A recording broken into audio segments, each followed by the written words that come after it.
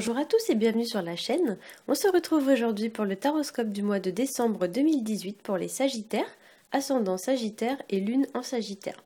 Ceci est un tirage général, donc s'il ne résonne pas avec votre situation, vous pouvez consulter le taroscope de votre signe ascendant et celui de votre signe lunaire afin d'avoir plus d'informations. Pour celles et ceux qui ne connaîtraient pas leur signe ascendant et lunaire, j'ai placé en barre d'informations des liens qui vous permettront de les calculer. Alors ce mois-ci, j'ai mis un petit peu de côté les tarots. J'ai pris un oracle qui s'appelle la sagesse de l'oracle. J'ai tiré 3 cartes de cet oracle pour faire votre tirage général. Puis j'ai rajouté une carte issue du grand oracle de l'amour afin de réaliser votre tirage sentimental et relationnel. Alors on va commencer tout de suite avec le premier tirage. La première carte que j'ai tirée pour vous ce mois-ci s'appelle Imagine. Donc c'est une carte qui va nous parler d'imagination. La seconde carte s'appelle A Leg Up. C'est une carte qu'on pourrait traduire par un pas en avant. Et la troisième carte s'appelle Never Ending Story. C'est une carte qui va pouvoir être traduite par l'histoire sans fin. En fait, c'est des cartes qui sont en anglais, donc c'est pour ça que je vous les traduis. Alors, avec ces cartes, pour certains d'entre vous, vous pourriez avoir pas mal de choses en tête ce mois-ci. Pour certains, il pourrait s'agir de projets, pour certains de souvenirs, de pensées, voire même un peu de nostalgie. Le tirage me donne un petit peu l'impression que pour certains d'entre vous, le mois de décembre sera l'occasion de faire un peu le bilan de l'année écoulée et de planifier un petit peu l'année 2019. Pour certains d'entre vous, il sera question ce mois-ci de s'engager dans une direction ou de faire un effort au regard d'une situation. La seconde carte s'appelle en effet A Leg Up et elle nous parle de faire un pas en avant. Voilà, donc il y a l'idée de faire un effort, de s'engager dans une direction. Pour certains, on pourrait aussi, avec cette carte, tout à fait parler de progression, d'amélioration ou de réussite vis-à-vis d'une situation qui tendrait à se renforcer ou à devenir plus solide, plus stable, etc. L'ours, représenté d'ailleurs sur cette carte, est un symbole de stabilité. L'ours est aussi un animal qui va représenter l'esprit combatif et courageux d'une personne qui se démène en fait pour défendre ses droits et si les circonstances l'exigent, qui va pouvoir défendre ses positions. Bien que de base d'ailleurs ce soit un animal plutôt placide, c'est vrai qu'en cas de danger, l'ours n'hésite pas à se battre. Hein. C'est un animal en fait qui se bat pour ce à quoi il a droit. Donc effectivement, peut-être que pour certains, on pourrait vous indiquer l'idée de vous comporter un peu de cette façon. Voilà.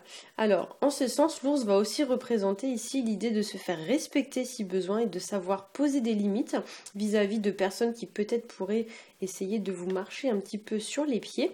Et pour certains d'entre vous, cette carte va indiquer l'idée de travailler dur pour améliorer une situation, comme si beaucoup d'efforts allaient devoir être faits, beaucoup d'efforts et surtout beaucoup de persévérance. La troisième carte pourrait, elle, évoquer une situation ayant un goût de déjà-vu, comme un schéma en fait qui se répète, ou bien l'idée de devoir patienter ou de prendre son temps vis-à-vis d'une situation. C'est une carte qui représente un sablier, donc effectivement, elle peut impliquer toutes les situations en lien avec le temps. Donc par exemple une situation qui est liée au passé, au futur, quelqu'un qui se préoccupe par exemple pour son avenir. Ça peut être une situation qui dure depuis longtemps ou qui a duré depuis trop longtemps et on veut y mettre un terme. Ça peut représenter aussi la fin d'une période de temps, hein, donc la fin d'un cycle, une situation qui se termine et une situation du coup qui va commencer. Voilà. Pour certains d'entre vous, on pourra parler aussi avec cette carte d'un petit brin de nostalgie, voire de tristesse, vis-à-vis d'une situation qui peut-être serait un peu déstabilisante. On voit en effet sur la carte une femme se prendre la tête dans les mains, donc effectivement, il n'est pas impossible que certains d'entre vous connaissent des petites prises de tête, des petits désagréments ce mois-ci. Voilà, alors ce ne sera pas forcément pour tout le monde, hein, bien sûr. On est ici dans le cadre d'un tirage général, donc évidemment, ça ne va pas concerner tout le monde et j'ai envie de dire heureusement. Oui, parce que sinon, ça ferait quand même beaucoup de personnes. Voilà, mais effectivement, pour certains d'entre vous, il est possible qu'il y ait des petites pensées un peu négatives. Alors, on va passer au tirage relationnel et sentimental. Alors, il n'y a jamais de hasard dans les cartes. Donc, comme je vous l'ai dit, sur la troisième carte, il y a un sablier qui est représenté sur la carte. Et comme par hasard, j'ai tiré pour vous la carte durée qui, comme par hasard, représente également un sablier. Donc effectivement, je pense que pour beaucoup d'entre vous ce mois-ci, il y a des configurations ou des situations qui vont être reliées au temps. Donc comme je l'ai dit, des choses en lien avec le passé, avec le futur, des choses qui durent depuis longtemps et qui doivent s'arrêter, ou alors voilà des choses qui sont construites sur du long terme. Alors pour certains ici, effectivement, donc on pourra parler, voilà, donc comme je l'ai dit, d'une situation où vous devez prendre votre temps, une situation qui dure depuis longtemps, une situation qui a assez duré. Pour certains d'entre vous, on pourrait vous indiquer aussi de ne pas céder à l'impatience. Également, voilà, effectivement, souvent ça peut vous indiquer peut-être un peu l'idée de ralentir le rythme. Pour certains d'entre vous, ça pourrait aussi évoquer l'idée de laisser le temps faire son œuvre, un petit peu à l'image d'une gestation. Il y a l'idée qu'il faut laisser un petit peu le temps agir pour qu'une situation se développe ou mûrisse, etc. Pour certains, enfin, cette carte pourrait évoquer l'idée d'une situation, comme je l'ai dit, qui a trop duré ou qui devient pesante à la longue. Je dis ça parce que sur le plan numérologique, on est ici sur le chiffre 12. Et le chiffre 12, dans le tarot de Marseille, ça correspond à la carte du pendu.